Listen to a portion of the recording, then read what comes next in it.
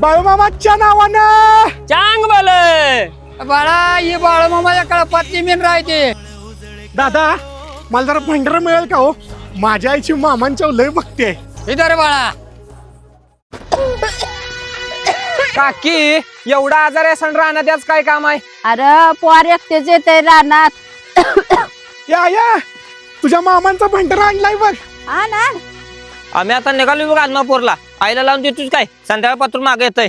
आले असती पण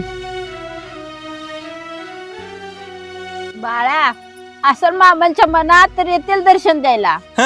आता मामा याचा इतिहासनी दर्शन द्याला. या